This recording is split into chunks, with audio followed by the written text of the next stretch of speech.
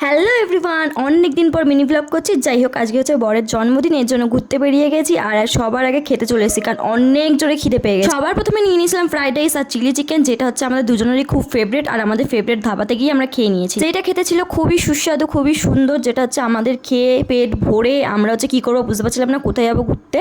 আমরা ডিসাইড করলাম যে ইকো পার্কের দিকে যাওয়া যাক। যাই হোক, অনেক দিন ইকো পার্কে যাওয়া হয় না, মিনিমাম 2-3 বছর হয়ে গেল। না না 2-3 বছর, বিয়ের 3 বছর তো আমাদের হয়ে গেল, আর বিয়ের প্রথম বছর গেছিলাম আমরা ইকো পার্কে ঘুরতে, তারপরে আর যাওয়াই হয়নি। মিনিমাম আমাদের 2 বছর হচ্ছে ইকো পার্কে ঘুরতেই যাওয়া হয় না, এর জন্য ভাবলাম যে আজকে ইকো পার্কেই যাওয়া যাক। ও তোমাদেরকে তো বলতে ভুলেই গেছি, আমি আমার ফোনটা হারিয়ে ফেলে এসেছিলাম আগের দিনকে রাত্রিবেলা। এই যে এই দোকানটা, এখানে হচ্ছে তোমাদের দাদা ভাইয়ের জন্য হচ্ছে আমি গিফট কিনতে গেছিলাম, আর গিফট কিনতে গিয়ে আমি আমার ফোনটা রেখেই চলে এসেছিলাম। কত ভালো কাজ করেছি না আমি, তোমরাই বলো। দোকানে দাদাটা অনেক ভালো ছিল বলে আমি ফোনটা আবার পেয়ে গেছি। বাড়িতে গিয়ে তো খোঁজাখুঁজি করে ফোনটা খুঁজেই পাচ্ছিলাম। তারপর আমার ফোনে ফোন করাতে জানতে পারলাম যে আমার এই দোকানে হচ্ছে ফোনটা ফেলে গেছে। এর জন্য পরের দিন দুপুরবেলা আমরা ঘুরতে যাওয়ার আগে আমার ফোনটা নিতে চলে এসেছিলাম। প্রচুর বকা খাওয়ার পর তারপরে আমরা আবার চলে গেলাম, যে ইকো পার্কের দিকে রওনা দিলাম। এটার একটা জিনিস খুব ভালো ছিল, যেটা হচ্ছে ওয়েদারটা খুবই সুন্দর ছিল, না গরম লাগছিল না ঠান্ডা লাগছিল। ইকো পার্কে তো পৌঁছে গেলাম, তারপরে খেয়ে নিলাম একটা স্প্রাইট, যেটার অ্যাড হচ্ছে আমি দিচ্ছিলাম, খাচ্ছিলাম। টিভিতে যেমন অ্যাড দেয় সেরকম করার চেষ্টা করছিলাম আমি। দেখো তোমরাই দেখে বুঝতে পারবে, আমি এরকম টিভিতে অনেকে খায়, সালমান খানকে খেতে দেখেছিলাম, সেটা দেখেই আমি হচ্ছে এরকম স্প্রাইট বলে অ্যাড দিচ্ছি। যাই হোক, ইকো পার্কে তো পৌঁছে গেলাম, কিন্তু এখন ইকো পার্কে ঢুকলাম না, কিন্তু ওয়েদারটার মজা আমরা সেইভাবে নিচ্ছিলাম, কারণ দারুণ লাগছিল ওয়েদারটা, খুবই সুন্দর। ঢুকেছিলাম আমরা 3 নম্বর গেটের ওখান থেকে, যেখানে হচ্ছে আমরা কোনোদিনই আগে এখান থেকে ঢুকিনি, এর জন্য হচ্ছে আমরা কোথার দিকে টিকিট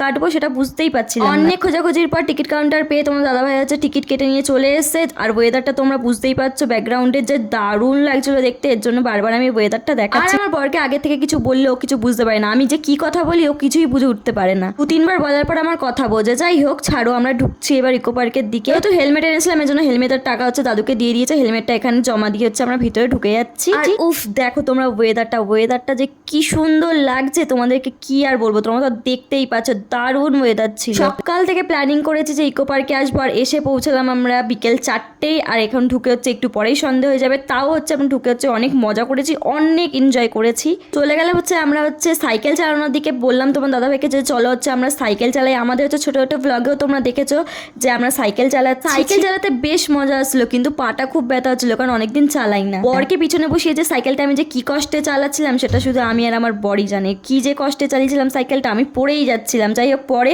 মাঠে এনে আমাকে বললো যে তুমি একা একা চালাও, প্র্যাকটিস করো। ভালোই চালাই মোটামুটি, কিন্তু সাইকেলটা অনেক ভারী ছিল, যেই কারণে হচ্ছে আমি ব্যালেন্সটা ঠিক পাচ্ছিলাম না, আমি নিতেও পারছিলাম না, দাঁড়িয়ে আমি পড়েও যাচ্ছিলাম। কিন্তু 150 টাকায় মাত্র 40 মিনিট বলেছে চালাতে, কিন্তু আমরা 40 মিনিট অবধিও চালাইনি, আমরা হচ্ছে 10 মিনিট চালিয়ে একটু ভিডিও করেই আমরা আবার দিয়ে চলে আসবো। আর এখন হচ্ছে সাইকেল নিয়ে কেরামতি করছি আমি, যেটা করতে করতে আমি এক্ষুনি পড়েও যাচ্ছিলাম, সেটা তোমরা ভিডিওর মধ্যে দেখতেও পারবে। তারপরে হচ্ছে আমার বর বাধ্যমূলক আমাকে বলবে যে চলো সাইকেলটা এবার দিয়ে আসি। কিন্তু যাই বলো না কেন, বার্থডেটা কিন্তু দারুণ কাটছিল আমাদের দুজনের। কিন্তু ইকো পার্কে অনেকদিন পরে এসে কিন্তু আমাদের খুব ভালো লাগছিল, কারণ অনেকদিন আসা হয় না, এরকম ওয়েদার, এরকম ফাঁকা মাঠ, আর বেশি লোকও ছিল না, এর জন্য বেশ ভালোই লাগছিল। আর এখানে দাঁড়িয়ে হচ্ছে আমরা দুজন হচ্ছে গবেষণা করছিলাম তাজমহল নিয়ে, যেটা হচ্ছে আমরা ফেসবুকে একটা ভিডিও ছেড়েছিলাম, যেটা হচ্ছে কপিরাইট দিয়ে দিয়েছিল বলে আমাদের ডিলিট করে দিতে হয়েছিল। ভিডিওটা করেছিলাম বেশ ভালোই, কিন্তু তারপরেও আমাদের ভিডিওটা ডিলিট করতে হয়েছিল। যাই হোক, গল্প করতে করতেই দেখলাম একটা লোক এসে আমাকে বললো যে আমাদের একটু ফটো তুলে দেবে, তাই আমি চলে গেছিলাম তাদের ফটো তুলে দিতে। নাইস কাপল, খুব সুন্দর, ভালো ছিল তারা। তারপরে একটুখানি বসে নিলাম আমরা দুজনা, তারপর চলে গেলাম চূড়া কিনতে। অনুমোদন ছিল বরের, কিন্তু বর আমাকে গিফট করলো একটা চূড়া, যেটা হচ্ছে আমার অনেক দিনের স্বপ্ন ছিল। তারপর চলে গেলাম বাড়ির দিকে, আর এখন হচ্ছে ওর কেক কাটিং হচ্ছে, অনেক বন্ধু বান্ধবও বাড়িতে এসেছে। আজকের দিনটা আমাদের এরকমই সুন্দর, ভালো, অনেক মজার কাটলো। বাড়িতে এসে তাড়াতাড়ি ড্রেসটাও চেঞ্জ করে নিয়েছিলাম, কারণ সারাদিন ওইটাই পরে একদম অনেক টায়ার্ড হয়ে গেছিলাম। যাই হোক, আজকে মিনি ব্লগটা আমরা এখানেই শেষ করে দেবো। তোমাদের মিনি ব্লগটা কেমন লাগলো অবশ্যই কমেন্ট করো, আর লাইক আর শেয়ার করতে ভুলবে না। টাটা।